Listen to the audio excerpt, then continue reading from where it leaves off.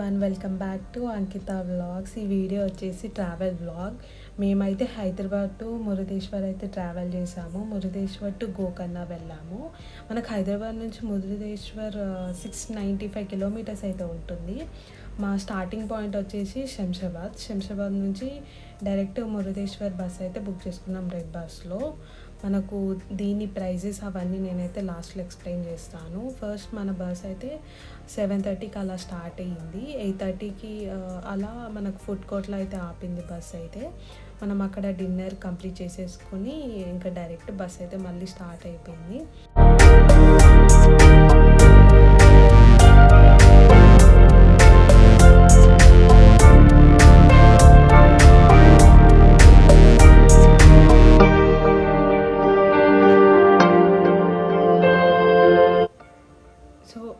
Bus అయితే చాలా కంఫర్టబుల్గా ఉంది. మేమైతే టాప్లోనే తీసుకున్నాము, ఎందుకంటే వ్యూ అదంతా బాగుంటుంది కర్ణాటక స్టేట్ రీచ్ అయినప్పుడు అనేసి.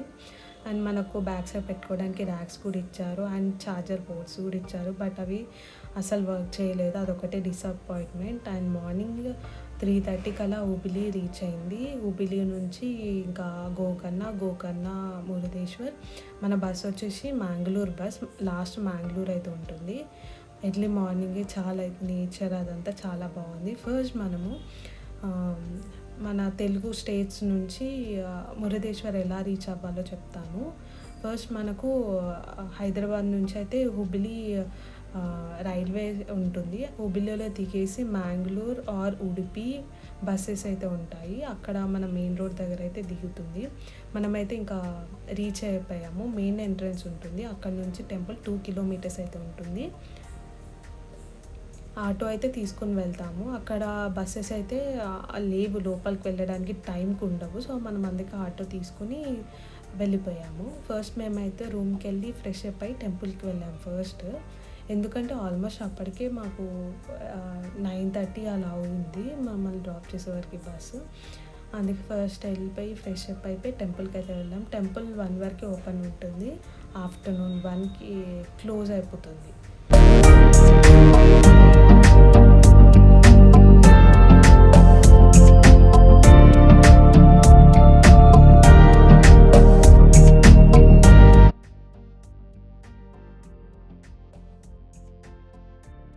మనం టెంపుల్కి అయితే రీచ్ అయిపోయాము. దాని ఎదురుగానే మనకు ఫ్లవర్స్ కావాలన్నా, కొబ్బరికాయలు కావాలన్నా అక్కడే ఉంటుంది.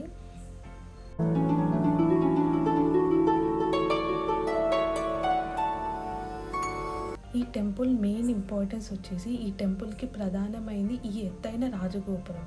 దీని హైట్ వచ్చేసి 247 ఫీట్ అయిన రాజగోపురం. దీనికి 21 ఫ్లోర్స్ కన్స్ట్రక్షన్ అయితే చేశారు. మన దేశంలో ఎత్తైన రాజగోపురం. దీని కన్స్ట్రక్షన్ 1990లో స్టార్ట్ చేసి 1990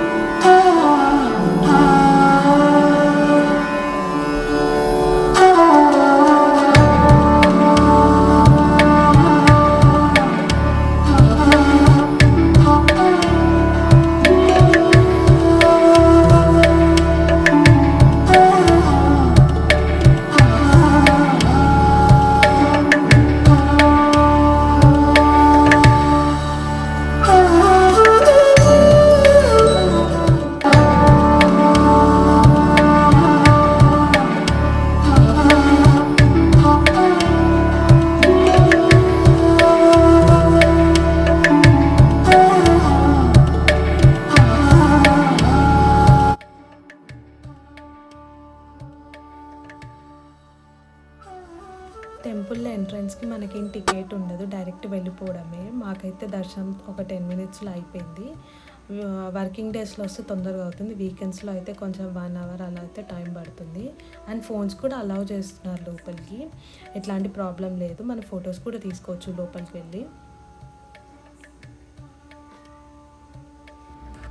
ఏదైతే శివుని విగ్రహం చూస్తున్నామో, మన దేశంలోనే అతిపెద్ద అయిన శివుని విగ్రహం ఇది. 123 ఫీట్ అయితే ఉంటుంది. ఫస్ట్ అయితే నేపాల్లో ఉంది. అండ్ పైకి వెళ్ళంగానే ఫస్ట్ మనకు ఎంట్రన్స్లోనే శివలింగం అయితే ఉంటుంది. దాని పక్కనే భూ కైలాష్ మ్యూజియం అయితే ఉంటుంది. ఇది కంపల్సరీ వెళ్ళాల్సింది. ఎందుకంటే దీని హిస్టరీ అయితే ఇక్కడ ఒక స్టాచ్యూ రూపంలో అయితే పెడతారు. దీని టికెట్ వచ్చేసి 20 రూపీస్. ఈ టెంపుల్ హిస్టరీ అయితే మీకు సింపుల్గా ఎక్స్ప్లెయిన్ చేస్తాను. రావణాసుడు తన తల్లి కోరిక మేరకు మహాశివుడు ఆత్మలింగం కోసం తపస్సు చేస్తాడు. రావణాసుడికి ఆత్మలింగం దొరికితే ఈ లోకాన్ని అల్లకల్లోలం చేస్తాడని విష్ణు మాయ చేస్తాడు. మోసపోయానని తెలుసుకున్న రావణాసుడు మళ్ళీ తిరిగి తపస్సు చేస్తాడు. దానికి అనుగ్రహించి మహాశివుడు ఆత్మలింగాన్ని ఇస్తూ ఒక షరతు ఇస్తాడు. లంకకు వెళ్ళే అంతవరకు లింగాన్ని కింద పెట్టొద్దు అంటాడు. గోకర్ణ చేరుకున్నంత వరకు విష్ణువు మాయతో సంధ్య సమయ అయ్యేలాగా చేస్తాడు. ఆ సమయంలో మరో వేషంలో ఉన్న బాలగణేశుడికి ఆత్మలింగాన్ని ఇచ్చి సంధ్యావందనం చేసి వస్తానని, అప్పటి వరకు ఈ లింగాన్ని కింద పెట్టొద్దని చెప్తాడు. తను ఇచ్చిన తర్వాత బాలగణేశుడు 3 సార్లు అయితే రావణాసుని పిలుస్తాడు. అప్పటి వరకు ఆయన రానందుకు ఆ లింగాన్ని కింద పెట్టేస్తాడు. రావణాసుడు లింగాన్ని పైకి ఎత్తడానికి ప్రయత్నిస్తే రాదు. ఎంత ప్రయత్నించినా ఆ లింగంపై ఉన్న వస్త్రం ఈ మురుతేశ్వర్లో పడుతుంది.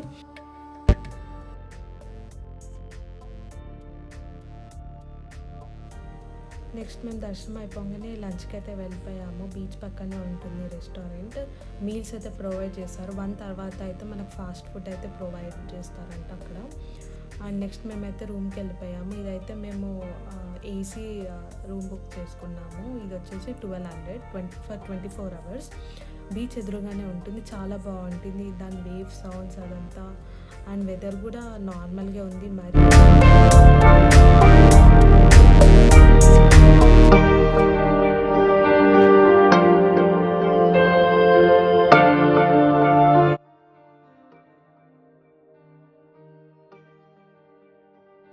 ఇంకా ఈవినింగ్ టైం మేము అలా బీచ్కి వెళ్ళాము. చూస్తున్నారు కదా, అక్కడే మన రూమ్, ఇక్కడ బీచ్.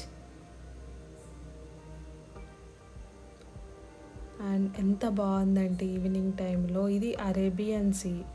మనకు 3 sides అరేబియన్ సీ ఉంటుంది. మధ్యలో అయితే మనకు టెంపుల్ అయితే ఉంటుంది.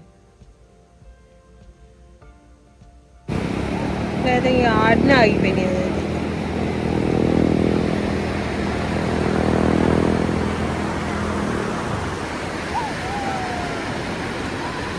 ఎలా ఫీల్ అవుతున్నావు బీచ్ని చూసి? నచ్చిందా?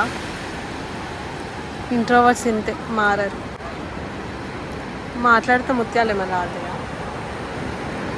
సముద్రంలో పడుతుంది. పంచులకి ఏం తక్కువ లేదు.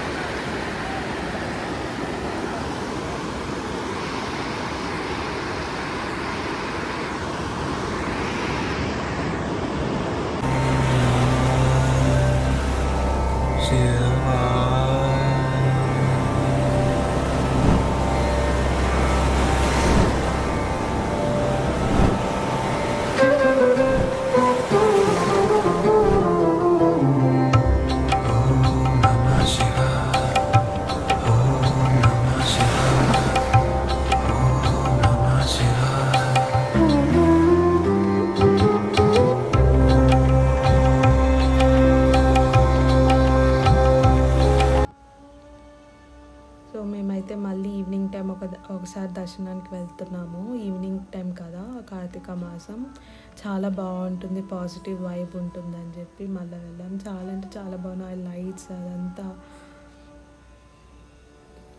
కంపల్సరీ వెళ్ళాల్సిన టెంపుల్.